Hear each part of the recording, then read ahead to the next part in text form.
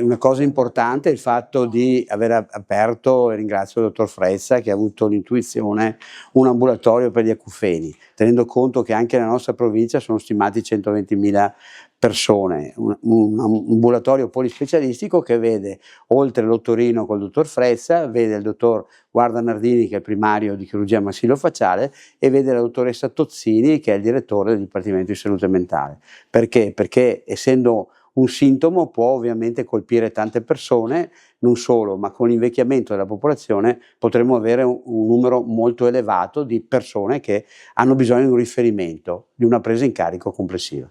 L'acufene è diffuso, colpisce il 15% della popolazione, ma noi vogliamo capire la gravità di questo sintomo e quanto impatta sulla qualità di vita del paziente. Da questo questionario abbiamo già delle indicazioni poi di come procedere dal punto di vista della diagnosi e della cura.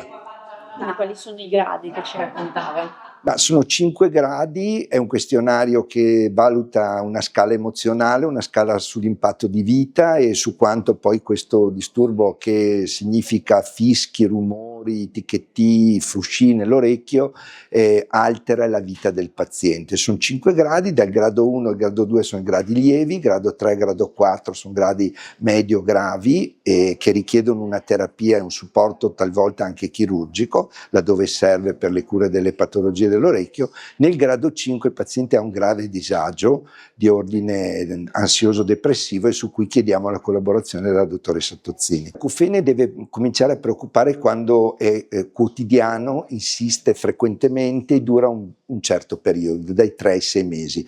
In quel momento è opportuno fare una diagnosi e quindi fare una valutazione specialistica. Noi abbiamo aperto questa attività proprio per dare ai cittadini una risposta dedicata e poi decidere qual è la strategia anche terapeutica. In alcuni casi abbiamo la necessità di fare una risonanza magnetica cerebrale, in altri casi di studiare l'orecchio e di operarlo, in altri ancora di valutare molto le comorbidità, quindi la pressione, il diabete, gli stati ovviamente di ossidativi legati alla neuroinfiammazione cerebrale, e questo è il nuovo diciamo, punto di osservazione di questa patologia. Non è solo l'orecchio, ma è l'orecchio, il cervello e lo stato complessivo del paziente. Gli acufeni si riscontrano spesso in ambito maxillofacciale, soprattutto per quel che riguarda il quadro degenerativo delle articolazioni temporomandibolari, oppure un'altra componente si ha quando si ha una ipertono muscolare. Molto spesso, soprattutto dovuto allo stress, si ha un serramento dentale. Questo comporta una tensione a livello dei muscoli masseteri e dei muscoli temporali. Cosa comporta? Un sovraccarico dell'articolazione. Il sovraccarico dell'articolazione può scatenare delle situazioni di malessere che in alcuni casi appunto si trasformano in acufeni. Ecco, questo fondamentalmente è quello che è di nostra competenza.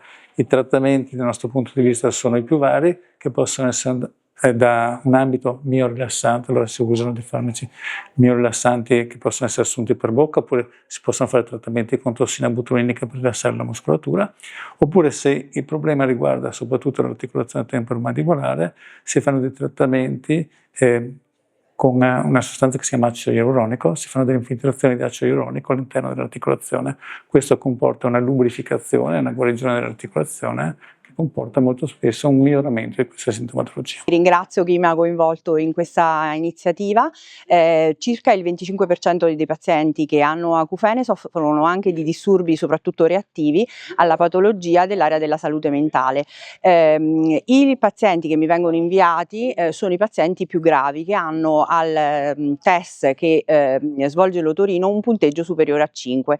Soffrono in genere di insonnia reattiva, di depressione reattiva, ma anche di ansia, con un impatto, soprattutto se l'acufene è grave, cronico, molto invalidante sulla qualità di vita. Se è necessario, quindi se l'impatto sull'area della salute mentale, se i disturbi ne necessita, dopo la visita psichiatrica, durante la visita psichiatrica si vede che è necessario anche un trattamento farmacologico, si instaura un trattamento farmacologico e o psicoterapico.